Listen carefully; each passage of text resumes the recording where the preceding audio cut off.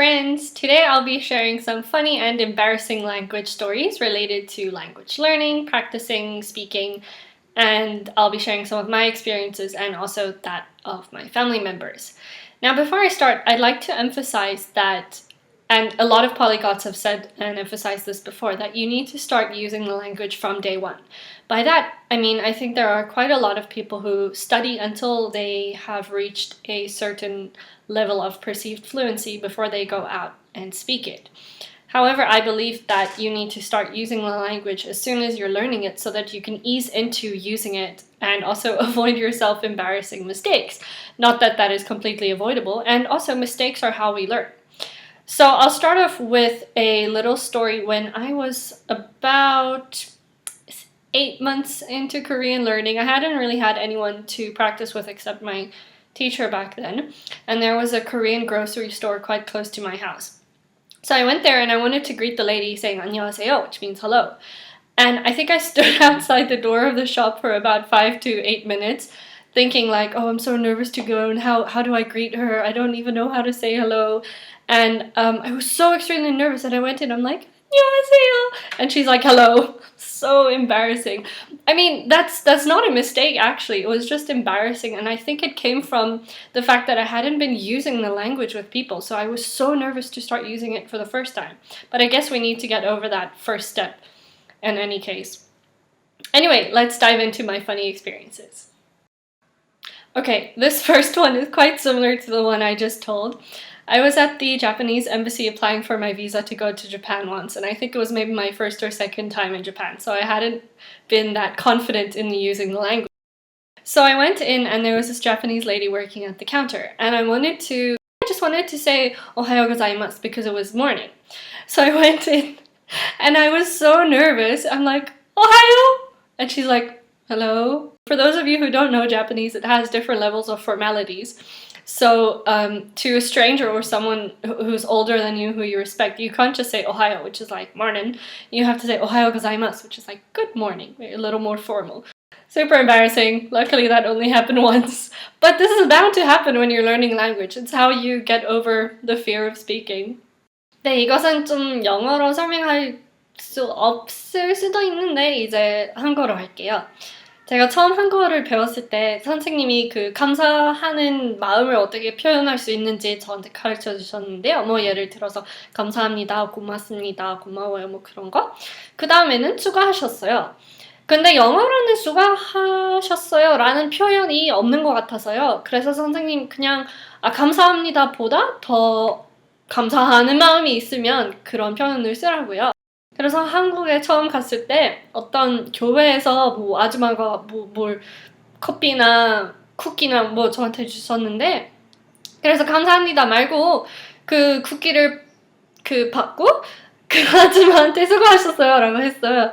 아줌마가 뭘 수고해 이렇게 반응했는데, 좀 그때는 그 딱히 무슨 뜻인지 몰라서 왜 그 아줌마가 그런 표정을 하셨는지 잘 몰랐는데, 근데 몇 년 후에 알게 됐어요. 수고하셨어요는 좀 감사합니다라는 의미 조금 다르죠. 네. 근데 영어로 그런 표현이 없어서 제가 몰랐어요. Okay, so I was at a braai, which is a barbecue for those of you who aren't South African, and there was this Cantonese guy and he heard that I could speak a bit of Chinese. I think my friend told him I was fluent in Chinese, which is completely untrue. I'm really far from fluent. He's actually Cantonese, so his Mandarin isn't excellent and he has a bit of an accent, and he also spoke really quickly. So I was expecting him to ask me like, 你会说中文吗? Like, can you speak Chinese? And then he actually said 今天你做什么了? Like, what did you do today? And he spoke so fast that, and I had this mindset that he was going to ask me if I could speak Chinese, so I'm like, boy, which is completely the wrong answer. He's like, that's not what I asked you. And this happened like a month ago. Very embarrassing.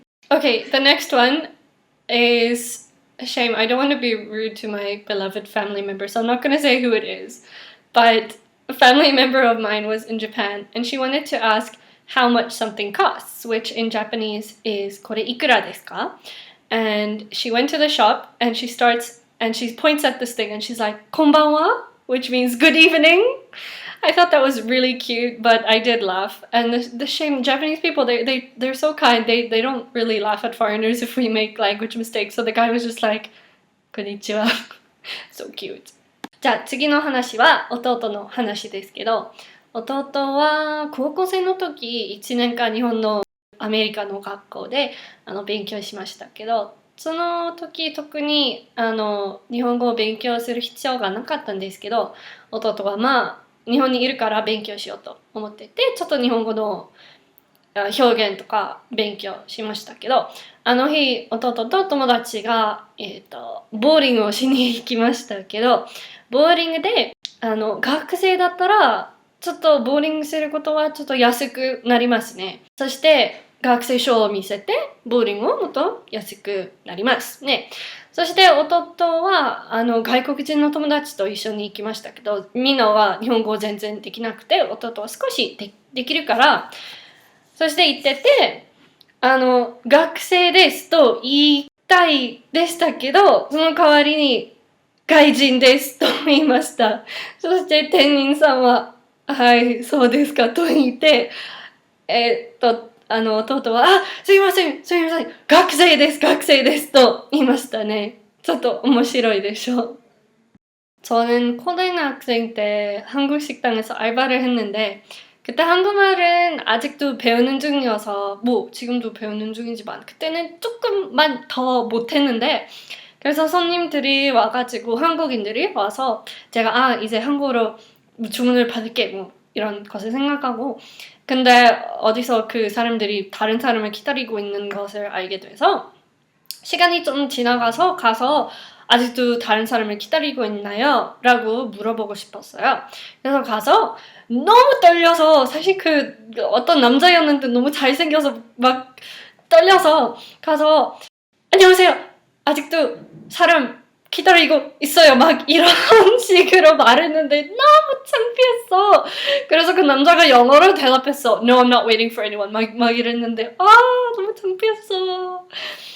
그때 식당에서 좀 웃긴 얘기가 많아요. 그 가끔은 그 손님들이, 한국인 손님들이 오시면 저랑 한국어를 얘기하고 싶었어요. 근데 제가 그 알바생이니까 사실 그 손님들이 얘기하면 안 되잖아요. 막 주문을 받아야 되잖아. 그래서 그 아저씨가 그 식당 주인 아저씨가 이제부터 한국어 하지 말라고 했어요. 근데 한국 식당이고 한국인 손님들이 얼마나 많은데, 그래서 제가 그때부터 되게 어려운 영어를 썼어요.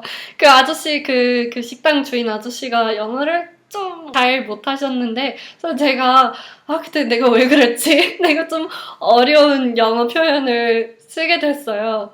그래서 어느 날 아저씨가 그냥 한국어 해라! 한국어 하라고 이렇게 했어요. 결국엔 제가 좀 나빴지 그때. 아무튼 좀 웃긴 얘기죠. 아마도 제가 너무 나빴지. Okay, I'm not sure if I've told this story before, but it's quite funny. So I had just returned from maybe a month-long vacation in Korea, and I had to get some sort of small procedure or operation or something, and they put me under anesthetics. And after I woke up, I was completely dopey and dizzy and dazed, and I started speaking Korean to the doctor. Now, I was in South Africa, and it was an Afrikaans doctor. And I was just like, 안녕하세요. 아파, 화장실 가고 싶어. And my mom was next to me, and she was taking notes of what I was saying. So she's like, 화장실. And then when I was like regained consciousness properly, she's like, Lindy, what does 화장실 mean? Or what does 아파 mean? Because you kept saying it to the doctor. And when I left the room, I actually bowed to the doctor because in Korea you bow to people when you show respect or you greet. So when I left, I was like, 감사합니다. Yes, funny moments. これも日本語の話です。私は日本でインターンシップをした後で、最後の日、事務所の皆さんとご飯を食べに行きましたけど、あそこでまだみんなの名前を知らなくて、ちょっと名前を教えてくれたりして、山本という人がいましたけど、山本ですと言わなくて、紙で名前を漢字で書きましたけど、そして私、紙を見て、これは山と本の漢字だから、名前は山本でしょと言いました。あ、山本さん、こんにちはと言いましたけど、みんなはめっちゃ悪くて、山本じゃなくて山本ですよ。だけど、その時、本の漢字が、読み方がいっぱいあるんでしょ。それを知らなくて、本の漢字は本だけの発音だからと思ってて、山本だと思いました。山本じゃなくて。もうそうしないと思います。もう勉強になりました。Well, I think that's my funny stories for now. I hope they were entertaining. I hope they gave you something to laugh about. And what I'm just trying to say is don't take languages so seriously. You have to make mistakes and embarrassing moments to be able to speak properly the next time. If I hadn't made mistakes like Yamahon, I would still be calling people who are Yamamoto, I'd be still calling them Yamahon now. So make mistakes, that's how you learn, and don't be afraid to speak the language. Leave ideas in the comments for future videos, and remember to like if you like this video and to subscribe for more videos. I need to learn how to say that in a more condensed manner. Please like and subscribe and comment. Thanks guys, see you later, bye!